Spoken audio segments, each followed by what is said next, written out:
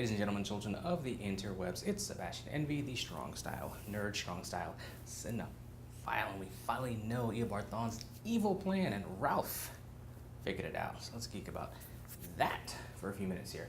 Now in the penultimate, it's always a funny word to say, episode of Season 5 of The Flash, we see Thawne prepping for his execution in the future. Now in the present, Team Flash is still trying to figure out how to stop Cicada 2, or as Cisco calls her, Shicada. They figure that she still needs some items to complete the cryoatomizer. She succeeds in getting those items, while we learn that Nora is still connected to Grace due to her Mindscape trip earlier this season. Nora plots to use this as a way to find where Cicada is going. Barry and Iris are hesitant due to the connection affecting Nora's anger level, which of course invites the negative Speed Force. The Allens also bench Nora when Cicada goes off for the last piece of tech that she needs. Barry's of course too late, almost gets blown up, and Grace gets what she wants. After a heart-to-heart with her parents and standing up for herself, saying she has learned to be a hero and needs the Allens to help her face danger rather than run from it like a hero, Nora uses the mental boosting device to find that Cicada is heading to CCPD. CCPD, meanwhile, is ground zero for Metas. After convincing Captain Singh to allow the Metas in the city to be given the cure at the police station, Joe is left in charge of things with Singh out of town. Joe nearly crumbles under the weight of his newfound responsibility, but after a heart-to-heart with Cecil, Joe puts on his big boy pants, regains control and order of the situation just in time for Cicada to arrive.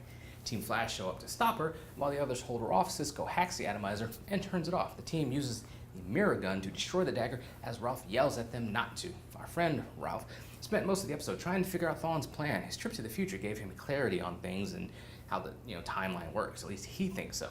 Now things become clear to Ralph during the fight when Cicada says she doesn't even need the dagger that they're so desperately trying to keep away from her. She doesn't even have the dagger in the future. She only received it in the present. Light bulb goes on for Ralph and he figures out what we see play out during the execution. When Thawne's vest is removed, we see the dagger is affixed to his chest. Destroying the dagger in the present will remove it and the dampening effect on the Reverse Flash's powers. And thus, the season finale will give us the Reverse Flash versus the Flash once again. It's a lot to get to in this episode. I didn't even touch on the fact that behind this whole Medicure thing, that Sherlock and this Adler, who he'd been seeing, got very close to, reminds him of one of his, wives from another Earth. He had brought her to the police station to get the cure to protect her from Cicada. She at first thinks about getting her powers taken away, but then she runs off because, as of course they have their heart-to-heart, but there's a lot of heart-to-hearts in this episode. She says that she doesn't want to get rid of her powers and change who she is. She likes who she is, wants to stay that way. So Sherlock uses the breach device to send her to another Earth, and then he says he'll retrieve her once Cicada's beaten and the danger's no longer a thing. So that also happened in the episode. So yeah, there's a lot to this episode, and we finally see Thawne's grand plan revealing itself. Somehow, I'm assuming future Barry thought the dagger, since it dampens powers, would be a way to keep the Reverse Flash in check, so they affixed it to his chest in some kind of way. We didn't really get a good look at a good close shot to study how it was fastened to his chest, but it dampens his powers. So I guess that will explain, but then that brings up, okay, because I always wondered who told Grace about the atomizer, about who schooled her about that tech. She's sitting there, fooling with this highly, scientific, technologically advanced device, and she's just sitting there tinkering with it like it's nothing. So she knows about it. So who schooled her on that? Who gave her the time bubble? It's like at what point in the future? I imagine we will get some exposition from Thawne when he shows up in the present, explaining his part to play in Cicada getting what she needs, the resources, the know-how to come back to the past and do all the stuff that she's doing. I'm expecting that. It was interesting to see Ralph kind of figure things out, and everybody's kind of blowing him off, not trying to hear his words but focus on Cicada. So that was interesting. And I think just, again, Thawne is Barry's trigger word. So as soon as he mentioned Thawne, as soon as he mentions Thawne, Barry's like, I don't want to hear it. We see Nora has grown up a lot over the course of the season. From when she arrived, she was just this, I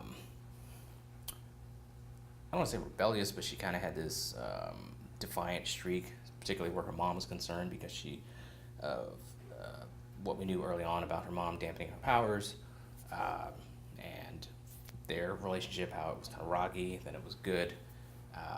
She's not as she was very super impulsive and early on, we see she's at least has seemingly grown and matured and slowed down a bit, and due to the example set upon her by her father, by the other members of Team Flash. So when she wants to, when they're reluctant to let her connect to Cicada,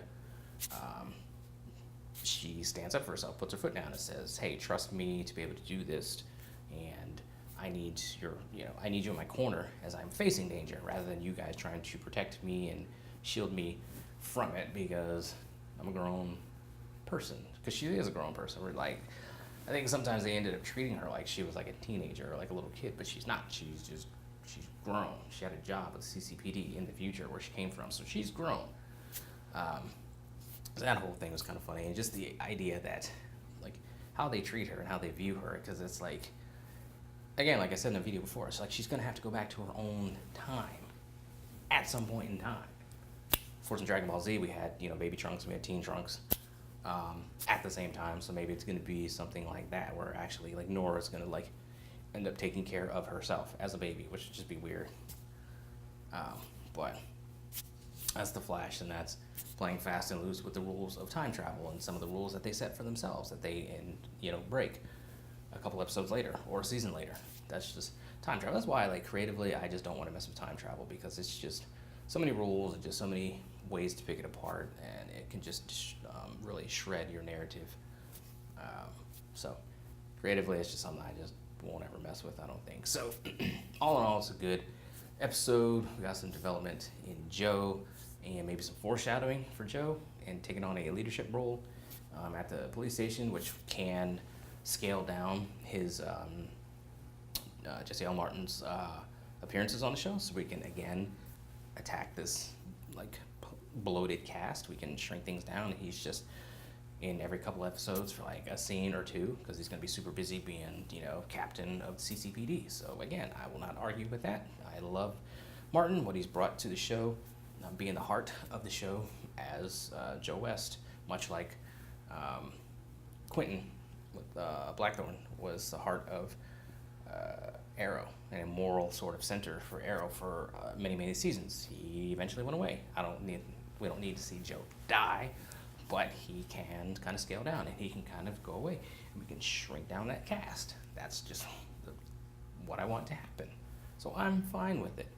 It's a good episode. I mean, there was more plot-induced stupidity with Cicada. I mean, they had her down, knocked out, but nobody brings medicuffs or a way to disable her as she's on the ground while Cisco is disabling the tech. And then she gets up, and then she escapes. Like, come on now. It's just... The characters are smarter than this, but they just do dumb stuff in order to let the villain go, to keep stuff going. And it's just... happens time and time. Season after season, episode after episode. It's just... I get it, it's just something we have to deal with, but still, it's kind of stupid and annoying. But... here we are. Thawne is about to break out. Cicada is still around. I thought Cicada was going to wrap up in this episode until they let her get away. And the last episode was just going to be Thawne and Alan, Thawne and Barry, just the whole episode. But it's not. We still have Cicada to deal with, and we still have Thawne to deal with. It's a whole bunch of stuff that they're going to have to get to. So hopefully they have figured it out, and that the storytelling, the narrative, the editing is sound on the season finale. Curious to see how it turns out. This season's kind of been up and down. And I really wonder, because I remember, unless I'm misremembering, early on, before the season started, they said if Cicada floundered, which he did, arguably, they still had a way to bring Thawne off the bench and make him the overall big bad. Now, I'm wondering if this was all planned, or did the writers see the writing on the wall that Cicada was failing and just enacted Plan B, or Plan T in this case, as in Thawne, to make him the big bad. Who knows? Maybe some backstage stuff will get out there at some point. We'll see that that's actually what happened. But anyway, overall, okay episode. we'll just wait to see how the season finale pans out to really put a grade on this season as a whole. But anyway, some of my thoughts on the episode. More importantly, what do you guys out there think? Let me know below in the comments. Follow me on social media. And let's converse about the Flash, about the Arrowverse as a whole. We had a Batwoman promo, did a video about that. My thoughts on that. Arrow, we talked about that. Still got to talk Endgame and just my thoughts on it. I've watched it 6 or 7 more times. So I'm just kind of like writing some notes down about what I like, what I didn't like, and that sort of thing. So I'll bring that soon. And then we have to talk about the New Mutants gets delayed again. Gambit is seemingly dead in the water. Finally, let us all rejoice about that. But I'll do a video on that as well. Lots of stuff to get to, man. Lots and lots of stuff. Let's geek.